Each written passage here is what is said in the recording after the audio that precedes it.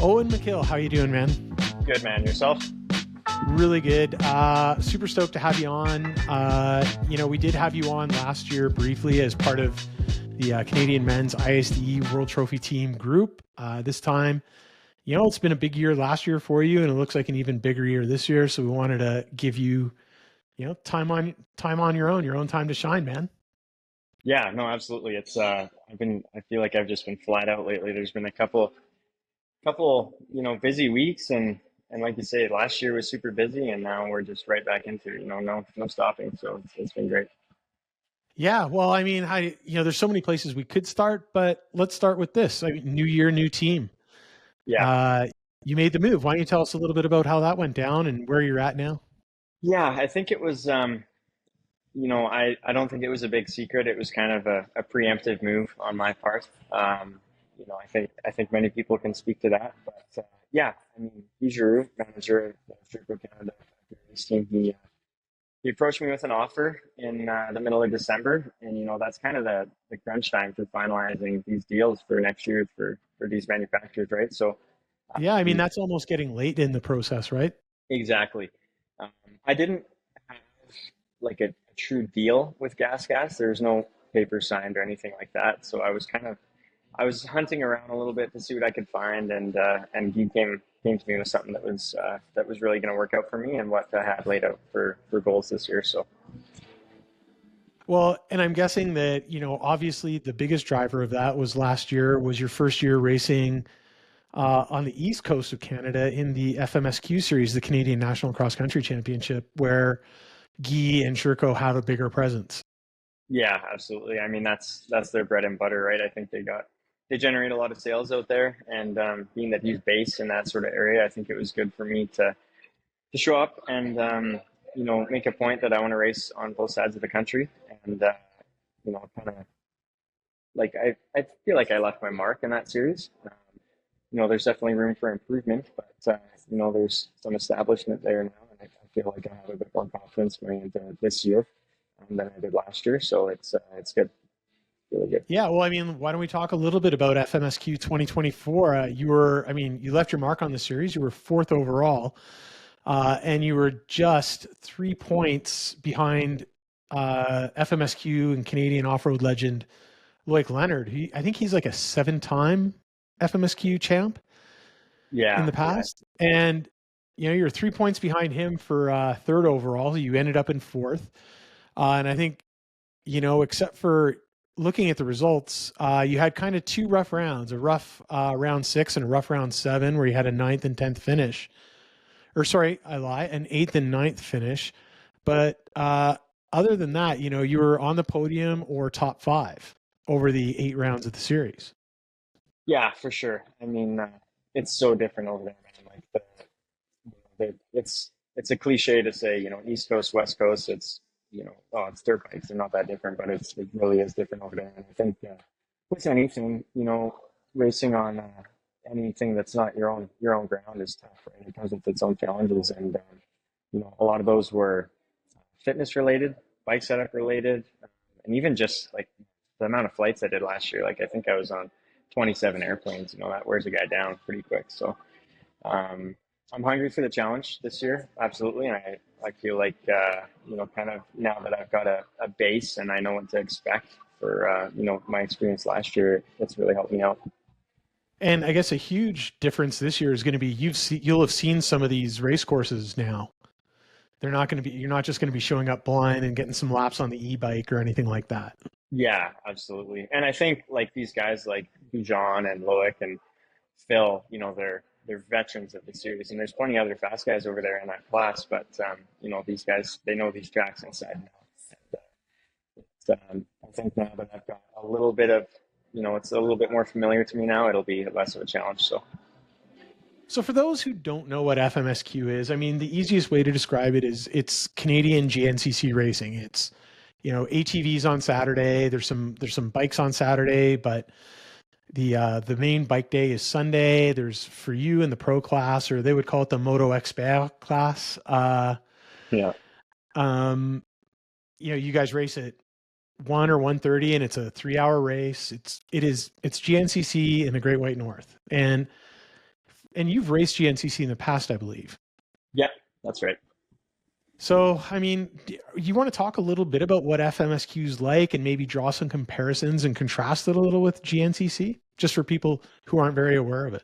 Yeah, man, absolutely. So I come from racing on the West Coast, British Columbia, Alberta.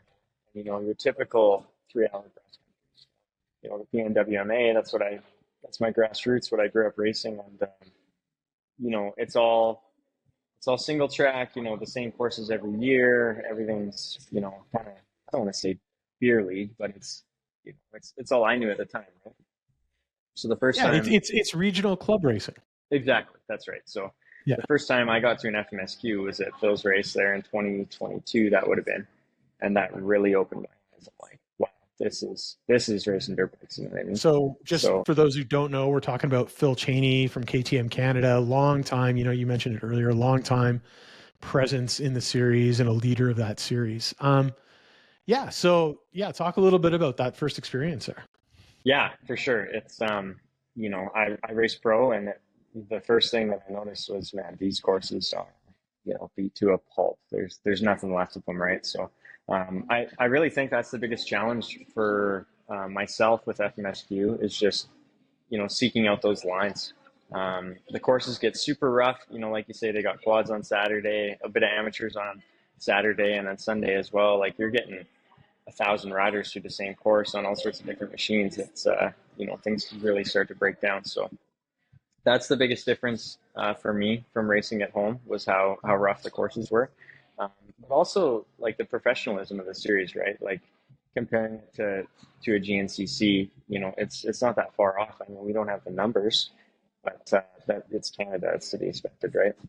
But even the numbers aren't that far off. Maybe No, not so for the huge rounds. The Iron Man or the Wild Boars and Snowshoe, stuff like that. But um, when I look at the numbers, I haven't been yet. I'm excited. I'm going for the whole series this year. It's going to be awesome. But yeah, like the numbers aren't that far off for like an average GNCC to an FMSQ. I don't think. no, for sure. And I think it's really grown a lot more. Like in the last 5 years, I'd say that series has really taken off. I know Frank, Bill's cousin. He's a big part of the club there, and they've really pushed to make, you know, put FMSQ on the map. And I think one thing to note is it's you know, it's a French series. It's based in Quebec, but they've got races all over now, like Ontario, Quebec, New Brunswick. You know, I think they're even trying to go further east. They want to be like the series of Canada, right? So Well, it's interesting too because I know there's been some very loose discussions about what between them and the SOR Sprint series that you're also racing. We'll get to that. And how do you make these national series? yeah, Truly national series. yeah, for sure. And I think off-road racing in Canada is the greatest it's been in a while. You know, like for myself, you see companies like Sherco stepping up and willing to help me out. Like that wouldn't have happened 5 years ago. You know what I mean? So I think we're having a surge right now in the industry with off-road racing in Canada. And it's helping these series get up and off the ground. Like Jared's series, for instance, like he's doing really well this year. And I know like Yeah, the he's SOR Sprint Enduro Championship. yeah, sorry, I should have mentioned that. But That's okay. SOR's been doing great this year, and I think it's because, you know, we're guys like myself, you know, Boston Montgomery, Tyler Medaglia, all those guys. They're, you know, on both sides of the country. It really Yeah, Phil makes Cheney was out racing it last year. yeah, exactly. It when you get names like that, you know, out there, it puts the series on the map for sure and helps them out. Shelby Turner. Yeah, Yeah, Shelby as well. Yeah, for for sure. sure. So you raced that first one at Phil's Cheneyville Yeah, in 22. How'd that go? man, I surprised myself. It went well. So it's a funny story actually. I went out for the corduroy enduro, and that was my first cord. And that was my first time racing on the East Coast, and that was a real eye opener to me. Yeah, and It's and and again, just for those who don't know, because we do get a lot of listeners out of the U.S., Corduroy Enduro is Canada's national enduro championship, 2-day enduro tests with transitions, very ISDE style, except that the tests are way longer than ISDE in many cases. yeah, man. I don't know why we've got a 45-minute test out there, but it happens, right? Yeah, Blair Sharpless, the madman.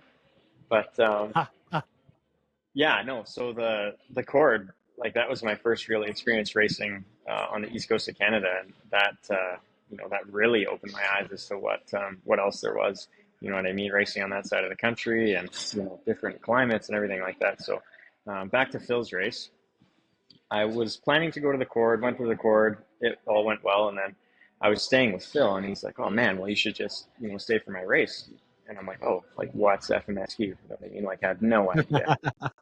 Yeah. What exactly are you talking about, sir? Yeah, and so I remember I helped him out with a course like the week of because he puts it on at his house there, and hanging ribbon for him and stuff like that. And then, I just start to see these rigs flood in, and like there's camper after camper after camper. I'm like, man, this is pretty legit. You know what I mean? So it was really cool for me to be at a race that was that size, like aside from the corduroy and 6 days and stuff like that.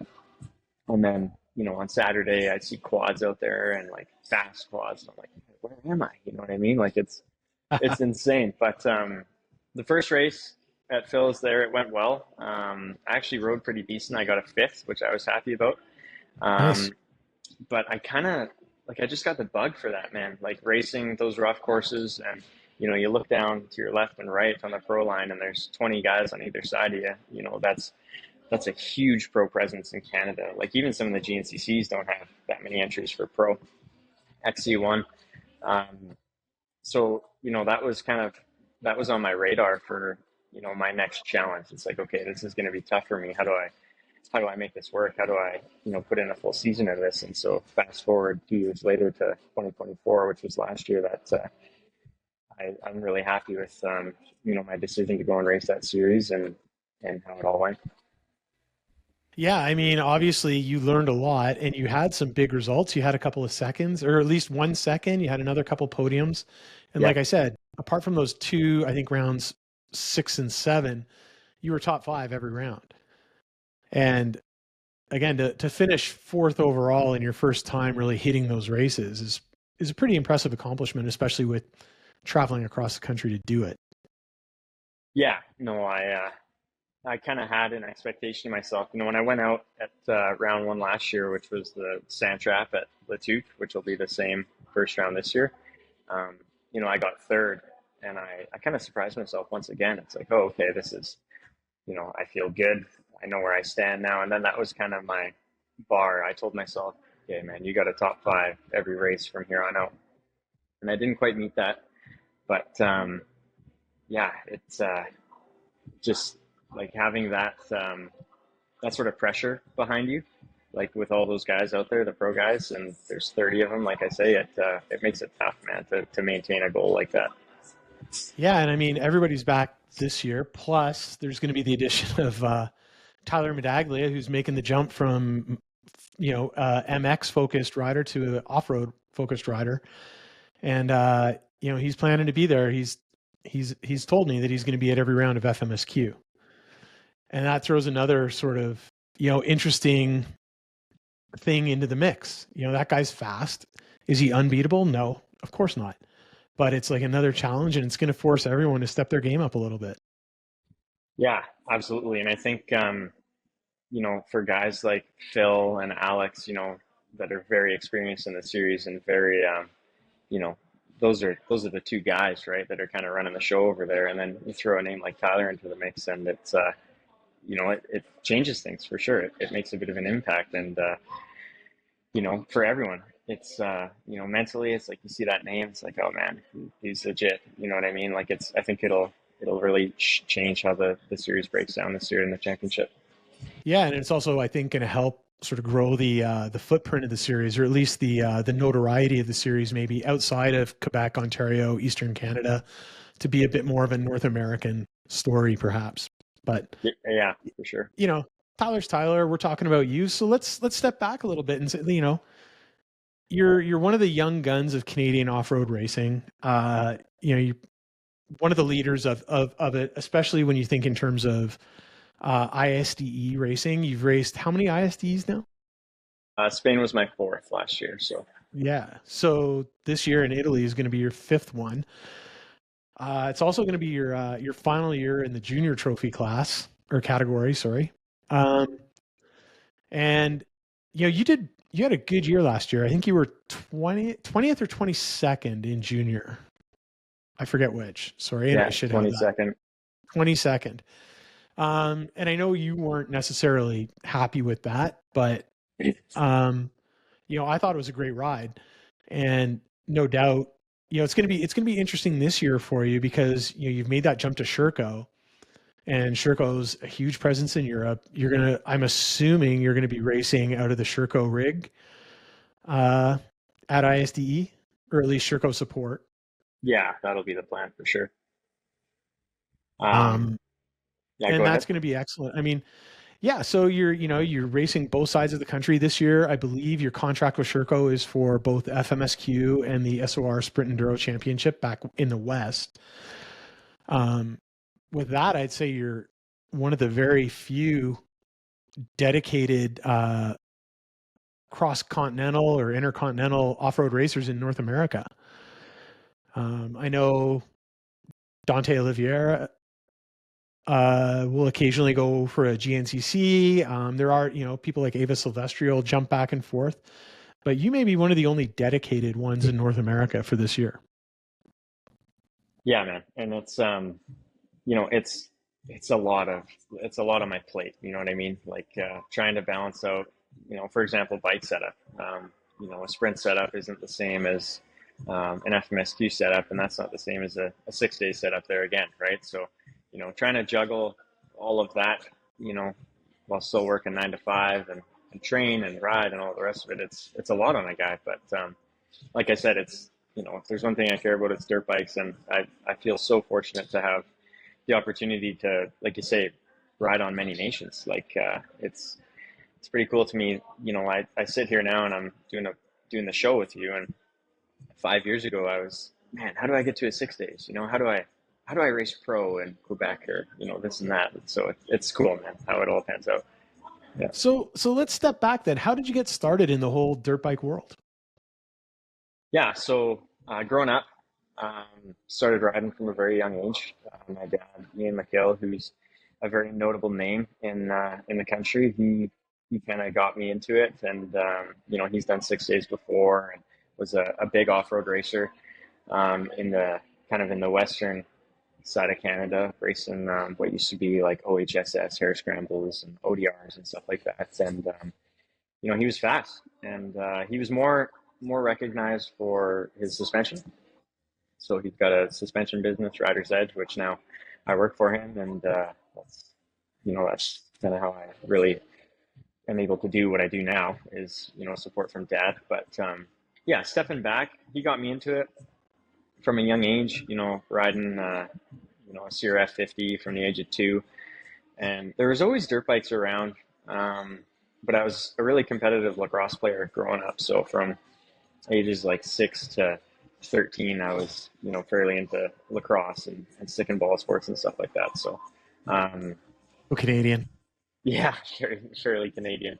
Um, so dirt bikes, like I said, they're always around, but it never really, it really stuck. I remember I did the Big Kahuna in 2015.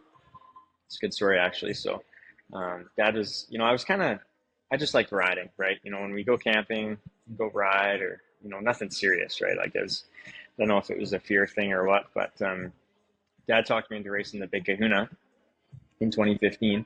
And on the How old were practice you? day, I would have been 12, I guess. 12 or 13 back then. So, Yeah. And then for those who don't know, the Big Kahuna, like a legendary off road race in British Columbia, yeah, for sure. one So, of the big ones. Yeah.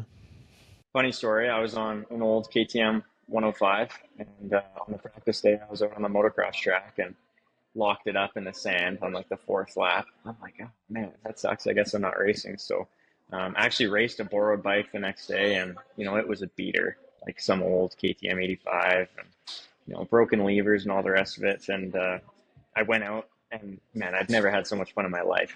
Like, couldn't smack the smile off my face for a month. I'm like, hey, I'm gonna screw lacrosse. Let's go race dirt bikes, kind of thing. So that next year, 2016, was my first year racing. Um, Getting a little bit of support from dad through the shop and Husqvarna motorcycles. T125. That was kind of, I rode a 125 forever, and I, grew up racing in the PN, a little bit in Alberta, racing like AMSA and stuff like that. Another big Western Canada cross country championship, and yeah. So now, like my first 6 days was 2019 in Portugal, um, and that was also my first year pro. So that was a really big jump for me. Worked my way through junior and then intermediate, expert, pro, and my first year pro, I ended up going to 6 days. I got a call from Lee Freiberger. Uh, hey kiddo, you ever thought about racing 6 days? And I'm like, oh yeah. And I hang up the phone. What's 6 days? You know what I mean? Google it up, and It's like you and Jared Stock, another longtime Canadian trophy team rider, have the exact same story. Like, yeah, sounds sick, amazing. Like, what the hell is that? Yeah, like I'm yeah. in. Of course, I want to do that. So I remember like looking into 6 days and stuff like that, and like just getting really attached to the whole enduro thing. You know what I mean? Like watching guys like Ivan Cervantes in the early 2000s and Kirk Caselli, Taylor Robert, all those names. I'm like, yeah, this is what I want to do in the sport. You know what I mean? So that kind of kickstarted the rest of what my past achievements have been in racing was that first 6 days, and yeah, now we're here, right, looking at number five. So So in that build up to to turning pro, did you race much motocross? never raced motocross. I think I raced moto maybe once or twice, just a local kind of Future West moto thing. Which is pretty impressive when I look at you and the style of rider you are now. Like for me, I talked a little bit about this in my post race analysis of the first round of the SOR championship last week. I said it's hard to match the ability of the MX guys in terms of commitment and aggression that they learn at like regional and national level motocross. But the way you ride, you're probably the most aggressive in terms of positioning and like hammering the throttle out of corners. Just you're the most aggressive raw rider out of sort of the Canadian ISDE trophy group. And it's somewhat amazing to me that yeah, you don't have that motocross background because you've got that high speed and commitment without that moto training. Yeah, for sure. And I can tell you exactly where that comes from. So growing up, like racing in the PNWMA and stuff like that, like always, massive hill climbs in our races, like up in the Rockies and stuff like that. And my dad was like militant about me riding a 125 or a 150. I was 16, 17 years old, 180 pounds is kind of a beefcake.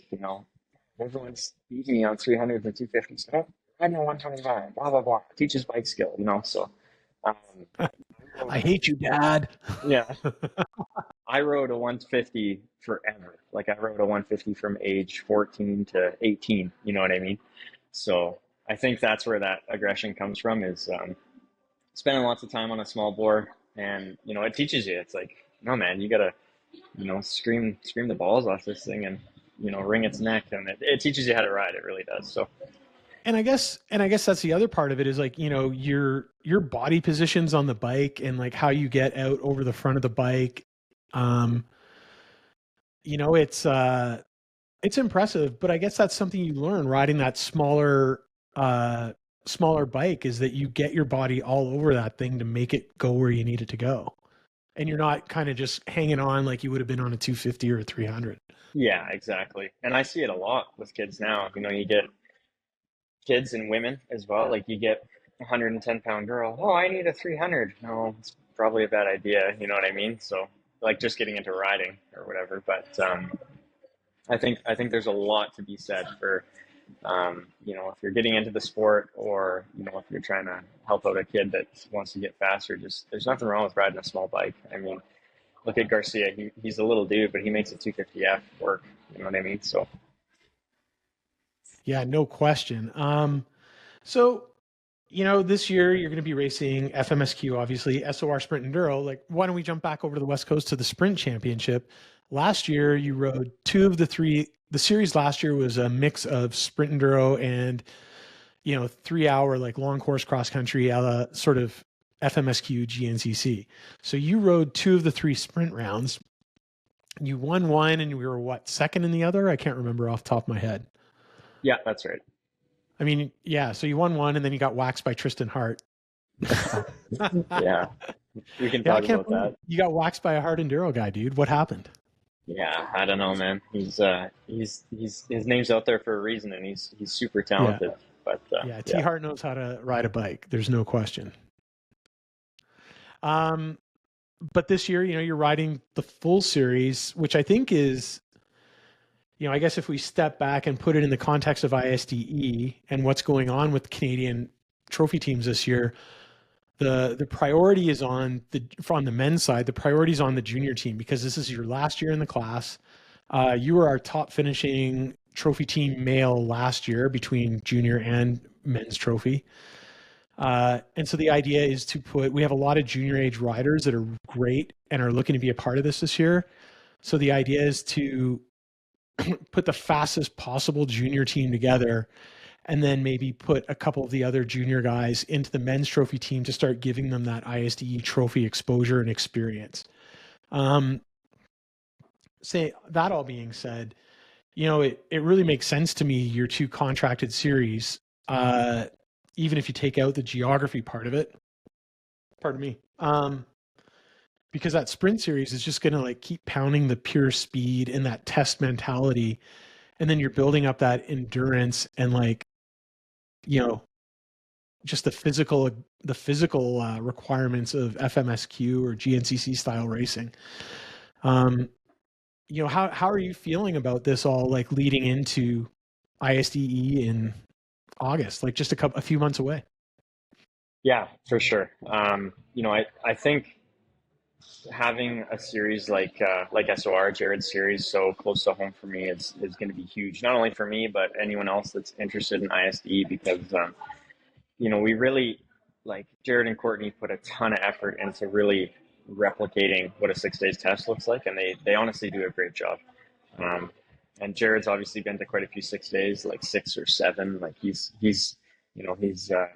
got a fair amount of experience at overseas and whatnot. So he knows how to lay it out. He knows what it's supposed to look like and what we need to practice. So and I think you've seen that last year in or 2 years ago, I should say, in Argentina, after my first year racing SOR, me and Jared both progressed immensely at Argentina that year. I remember we both had a really good ride, and I think a lot of that came from his sprint series that we raced that summer. And same thing last year, right? You see Phil coming over and racing the sprints, and like, man, Phil had a really good finish at 6 days. He wasn't that far behind me, so in Spain. Um, so yeah, the SOR side of things I think is really beneficial for us. And then yeah, FMSQ, that's just those races are gnarly, man. The terrain, I think it'll really pay off. The whole course for anyone that's familiar, it's like an enduro test or an extreme test, right? So learning to go fast and pick a line when it gets really rough and gross is really it's a necessity for 6 days. You need to know how to do that. So that's something honestly that I struggle with. I'm more of a cross test kind of guy, and if you look at results from last weekend, that may not line up with what I just said. I had better enduro test times, but anyways, I really have a hard time going fast in the technical stuff. So having FMSQ to kind of groom me into making my skills a little bit better with that sort of riding is really beneficial as well. For sure. And I think it also does a good job of sort of emulating. I mean, unfortunately, it is like on different sides of the country, but now you've got options, sort of like they do down in the States between GNCC and US Sprint would be the closest comparison, obviously, with between SOR and it definitely is much more US Sprint equivalent, or than obviously NEPG would be. But it does provide an opportunity if we can get people traveling a little bit in the country, which I realize is hard. It's expensive. It's all these different things. But you combine some travel with the series expanding. I know Jared and Courtney are hoping to take it a little more national and, try to get a round or two into the East to complement what's going on with FMSQ. I think that's a huge opportunity for Canadian off-road development. even for the Pacific Northwest US, if we can get some of those US riders coming up to SOR sprints to work on their sprint skills so they don't have to travel all the way east for US sprint. I mean, these are possibilities too. Yeah, for sure. If we could attract some talent, like Washington's not far away, right? It's 5 hours for me. So, Idaho, yeah. yeah, Montana. There's plenty of fast guys in that neck of the woods that if we could kind of, and I think we are putting SOR on the map, especially with yourself with the coverage. I mean, you're getting to be a big name in the sport, so having. Well, it's funny. That's what my mom thinks that. So that's cool. Thank you for Yeah. saying that. I appreciate it. No, honestly though, I got it's I got good that $5 for you. Definitely. yeah, perfect. He's actually just he's paying me to talk highly of him on the show. Yeah, exactly. Like Yeah, I'm just making a note here. yeah, Check. yeah. But no, Um it's yeah. If we can attract some U.S. talent, then all of a sudden it'll really blow up. But the problem is that most of those guys are contracted to race in the States, yeah, and it's obviously. tough, Yeah. right? So Yeah, I mean, but who knows, right? There's big changes coming in the off-road industry. I think, we're going to see some upheaval that started with, perhaps the KTM issues, business issues. And then, you add in the sort of uncertainties brought on by tariffs and, some of the changes that are happening in the global economy with that. And there's a lot of change in the off-road racing industry right now, and it might become more attractive for people to, come up to Canada or for Canadians to get down to the States a little more. But yeah, I think there's possibilities, and it would be so great to start building not just, national series, but continental series. I was so excited to see the news, and I kind of knew it was coming about Red Bull Outliers and Hard Enduro becoming an exhibition event for US Hard Enduro series, which is an amazing series. It mhm. is a high quality series, as good as any in the world. Um, and that's one thing I would love to see over the next 5 years is that we start growing into like a continental championship and Yeah, give that opportunity for everybody to progress. yeah, 100%. And I think like with how big um, the Canadian ISD scene is getting right now. Like last year we had what, like 30 people. It's nothing compared to the Americans or the Italians or what have you, but that's huge for Canada. But Like they also aren't traveling, across an ocean to exactly. get there. You Yeah, know, exactly. So I think if we keep wrangling people into the scene and keep exposing them to what that type of racing is, it's going to go somewhere. And I mean, it's funny, man. Like I'm helping out put together a new motocross track that's going to be on the outskirts of Kamloops, and the landowner there, he sees my headlight on the Sherco, and he's like, so like, what do you do? Are you a hard enduro guy? And I'm like, no, I'm an off-road guy. Like I'm an enduro rider. Oh, okay. So like, do you want like an enduro cross track? I'm like, no, man. Like, you don't know what enduro is. And yeah, people, I'm sure honestly, somebody does, but yeah, yeah, people, like a grass track or like some kind of like, something, corners track that's going around the facility would be amazing. yeah. But I mean, it makes like Just goes to show. yeah, it goes to show that guys with taillights can go fast, dude. It's people don't a lot of people don't know what true enduro is, right? So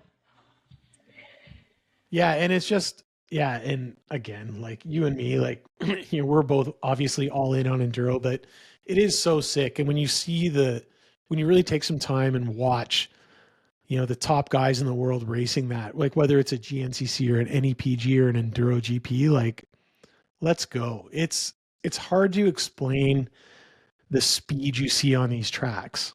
It is all out. Like it's war out there, man.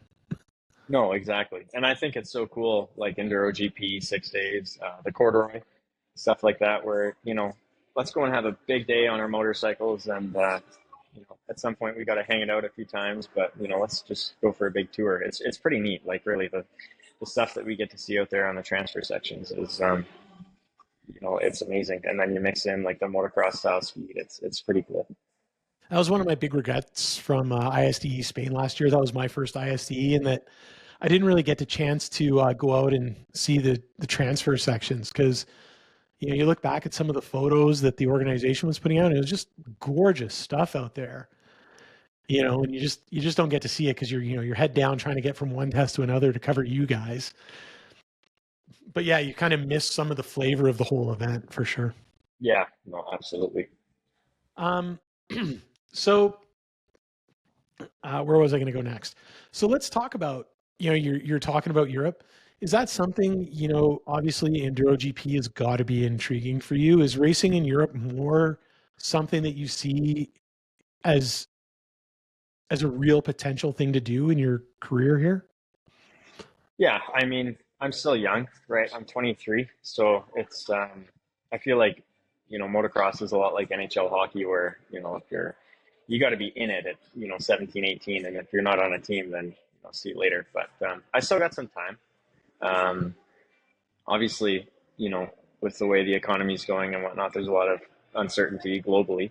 And it's tough to swing all this stuff financially. But at the same time, if I could pick a series, it would be Enduro GP or like an Italian championship or something like that. If I Yeah, could get over, continental championship sort of thing. yeah, Yeah. exactly. If I could get over, for a summer and do one of those series, that would, you know, that would be checked off the list. That's something a really big goal of mine. So, um, how soon that will come, I'm not sure, but definitely Yeah. on the radar. Have you been talking with Guy and Sherko at all about the possibility of getting over, whether it's this year or next year, to do at least one GP, sort of like what Gus Reardon did? He went and did one or two GPs in the GNCC summer break. Yeah, there hasn't been talk of that yet, but it's definitely something that I'm gonna try and shed light on, Well, I'll because bring it up. We're bringing it up right now. Hey, Guy Giroux, uh, yeah, you need to get this kid over to Europe once or twice. yeah, no, for sure. Break open Um, the wallet, Guy. yeah, you might be in the Sherco Canada bad books now. You'll see. I think I am anyway. Yeah, I'm in and out. I'm in and out of the bad books, just depending on what I text Guy on any given week. I think that's just a French thing. You might think that they're grouchy and they're just French. Yeah, yeah, Well, that's cool though. I mean, Europe obviously would be sick. So this season, round one of SOR, you had a great finish, second place. I know it's not what you wanted, and I talked a little bit. Well, I talked a lot about it. Sorry, in the analysis, and I think you were pretty open about it. Your first cross test of the day just kind of screwed you totally, and it yeah. took you a little while to get the rhythm back from that. You crashed twice, stalled out. It just wasn't quite the start to the day a guy needs. No, for sure. And I'll be completely transparent. I had 8 hours on my bike before that race, so um, it didn't work out great at the start of the year for getting a bike. It was a little bit later than we had hoped, but you make do with what you have, right? So, um, I mean, testing more and more on the bike every week, and definitely got some more confidence since round one. But yeah, it's second isn't the goal for me. I feel like I've kind of earned that spot in that series, and I know that's where I belong. It's just about making it happen, right? But at the same time, you can't take any credit away from guys like Dylan Kalen and those other pro motocross guys. They deserve Oh every yeah, right. So and that was amazing about that race was it was like a 22 deep pro field, which was insane. Um, which is bigger, I think, than a US Sprint Enduro pro field, like between XC1 and XC2. yeah, But also just the way that all of a sudden the motocross talent, like Canadian pro motocross guys showing up and doing really well. I mean, that to me is such a great sign of the future of the sport that these guys are starting to take note and come over.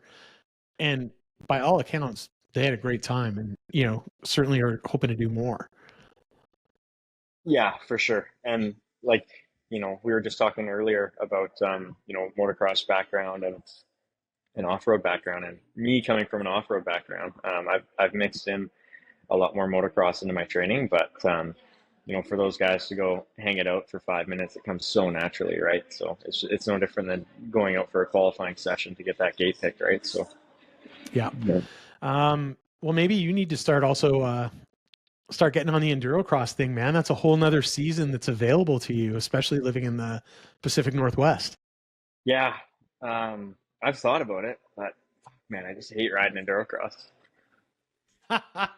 Yeah, Come I on, don't man. think. There's contingency. Like, let's No, go. no, I get it, but I just, we're here to ride motorcycles to have fun, and man, I don't know, those two don't add up for me, but that's just personal preference. So, yeah, Well, noted. I mean, and then so when you talk about, obviously, like I think it's pretty clear that your goal in terms of SOR is you want to win that series. yeah, no, Um, absolutely. FMSQ, like I'm guessing your goal is minimum podium for the series overall. Yeah, I mean, the goal is always to win, right? Um, I didn't, I didn't bust my butt all winter to get second, but sometimes that's the way it goes. So, I'm hungry for this as anyone else would be. So, you know, and I feel like when you have, um, I was getting a lot of support from my dad, right? So Rider's Edge suspension, Ian McKill. You know, when it's your dad, it's it creates tension and family issues and whatnot sometimes, but that's normal. But when someone else, comes out and says, "Look, like I want to support you," um, Yeah, I you believe know, in you. Yeah. exactly. It's sometimes when there isn't that strenuous relationship there, it's like, okay, I gotta, it's time to get my shit together. Like if someone's coming to the table with this much for me, I need to perform for them, right? So, Well, and it's maybe it's that feeling where you're feeling like, oh, now I'm actually like pro, not well, privateer pro. exactly. No, and Yeah. like that's, I was always tied in with the family business, and without them, I wouldn't be anywhere I am today. So, Yeah, of course. but yeah, a bit of that, independence to break out, and it's like, hey, this is, short of Phil and Alex, this is the best deal in Canada for an off-road rider, right? So I need to live up to that expectation. Wow. So, There's that T Hart guy again. well, yeah, I guess, but that's an American deal. Yeah, Yeah, Shelby does pretty good, but yeah, Shelby as again, they're well. racing down in the states. They're racing down in Yeah, the states, yeah, for so sure. they're not Canadian. They're Canadians, but racing U.S. Yeah, for sure. Um, for sure. And you know, I guess that's the thing. What's it look like for you for support at FMSQ now? Like when you show up. I mean, I know last year you went and Phil was helping look after you, but you were still kind of like a one man show there. Yeah, Um, for sure. I mean, Phil was, he was giving me a place to sleep and a ride to the races, and without him, it wouldn't be possible. So, um, but this year I'll be staying with he and his family. He's got a spot for me there, and then I'll be obviously under the Sherco tent. Um, but still, it's a little bit, it's pretty cowboy, fly in on a Friday, get to the race, fly home, back to work. It's a hairy schedule. yeah, yeah. I suspect we're going to be traveling together more than once, Yeah, no, for sure. which is good times. So realistically for FM, when you do look at FMSQ, okay, the goal is to win. But what would make you happy? Is it if you finished off the podium, you'd be pretty disappointed? Yeah, for sure. When you wrap up a championship, 2 or 3 points short of the podium, that's things, you know what I mean? So, um, got to be Especially more. with all the travel that happened and Yeah, man. Like I'm putting my life into it. You know what I mean? Financially and everything else, yeah, right? yeah. So got to make it worth it, and a podium would make it worth it for me in the championship. And like guys like Loic and Alex and Phil and Tyler, they've got their reputation for a reason, right? So I can't, I can't come in and expect to take that from them, but I can do my best to try and you know earn that spot, right? And it needs to be earned. It's not going to be gifted.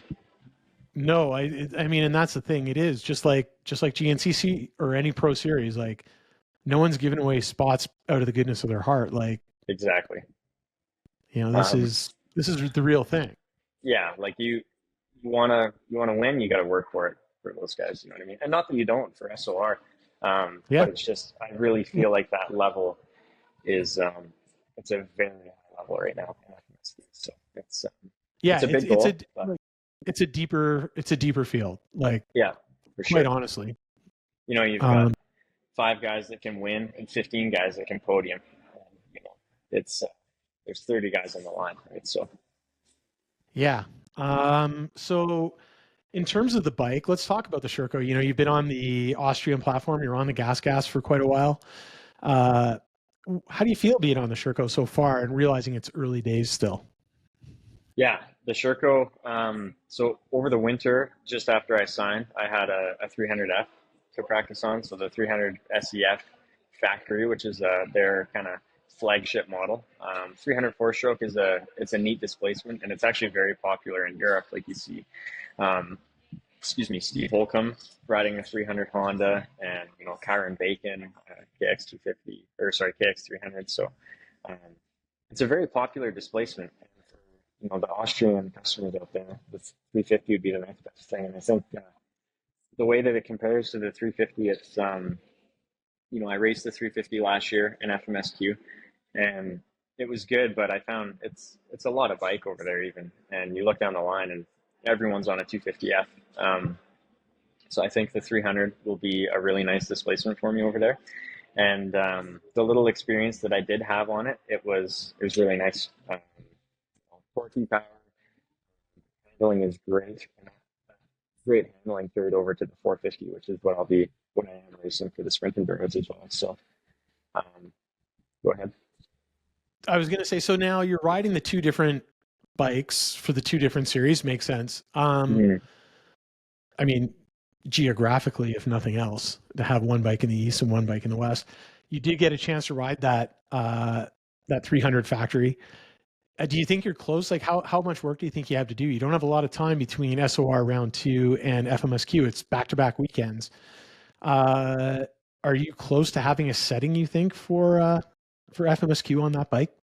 Yeah, for sure. So I've tried a couple different settings, and I tested on a setting. It really was a test at the first SOR, and I found that it was a little too soft for what I prefer for the sprints. So I know on that setting in FMSQ, and I think I'll find that I'm really happy with it. Um, but speaking on the bike as a whole, it's just so forgiving. You know what I mean? Like the chassis, the power, like even the 450 it's a really nice engine package. I feel like even in an FMSQ, I have no issues on it. So um, they got all the right power with the right delivery. So it's I've really made up with the bike. And maneuverability is something that I've heard from Sherco, people moving on to the Sherco platform. Seems to be the biggest thing I hear from people is the maneuverability of the bike and the chassis. Yeah, for sure. I think like the biggest difference is when I was riding gases, I was always on a motocross based bike. So I would have an MC 450 that I would try and make an enduro bike, and motocross power is it's quite lively and explosive. And if you took something out of the KTM lineup, like their enduro bike, say a 450 XCFW, and compared it to a Sherco, out of the box, the Sherco is a way better bike. Comes with a nice exhaust system, has good suspension. So I think that the biggest change for me was going from always riding motocross bikes to riding a purpose-built enduro bike. So Yeah. Well, look, man, I know I could talk to you for a couple hours easy, go all gypsy tales and talk for hours, but I know you got a time crunch. We tried to do this like about a month ago when we ran into tech issues, and I really appreciate you taking the time to come back on. Definitely, I'm not completely brokenhearted that we only kind of got this hour or so, or maybe a little less. But I'm going to see you at the SOR race. I'm going to see you at FMSQ, so we can keep telling the story throughout the season. And Corduroy, ISDE. I mean, you're probably going to want to punch me in the face by the end of the season for me always coming up to you. So, Owen, I need you for the camera. yeah, that mustache make it. Yeah, That thing's just huge. just leave me alone. Yeah. But I really appreciate you taking the time. I know you're crazy busy right now, especially as you're leading up into the heart of your season where you're going to be traveling. And look, man, like I'm stoked to see you on the Sherco this year and what you can do out east, and that you're racing in the west as well. And yeah, I hope that's going to also spur people from the west to check out maybe FMSQ a little more seriously, and also for people in the east to maybe consider coming out for a round of Western sprint racing, because it is. It's a cool world out here, and it'd be great to have that whole national vibe. Yeah, absolutely. I hope if it's not just my presence, but other racers as well. If we can keep growing the sport and get Canadian off road to a level that it's like kind of similar to the U.S. where there's factory rides and whatnot. That would be really really good for us. Yeah, and we didn't really get to talk ISDE too much, which is a shame, but we'll do that again, especially at ISDE the week before when we're out walking tests. Maybe in the evening we can have a sit down and talk about that. Well, I can guarantee we will. We'll get the junior team and the men's and women's trophy teams together separately to talk. So yeah, I'm really looking forward to watching the season unfold and seeing you do what you do, man. Yeah, no, I really appreciate it, and thanks for having me on the show. Hopefully, I kind of covered the bases there. So Yeah, and I will see you next. Are you going to be? When are you going to be in Alberta for the SOR? Are you going to be there Friday or? I'll probably be there Friday. Yeah, I'll kind of get my shit together and go walk tests and whatnot. I didn't quite have time to do that last round, so Yeah, try and and show then up a little early. are you leaving from? I know you told me at one point you were driving across to the first FMSQ round. Are you leaving from SOR to go to FMSQ? Yeah, so I'm gonna race SOR and then I'm gonna drive straight to Guy's house and we're kind of gonna get some final tests in on the bike, make sure everything checks out, and then we'll be headed to FMSQ that weekend. So Nice. All right, man. Well, good luck, and I'll see you soon. And just keep ripping it, man. yeah, thanks, man. Cheers. Cheers.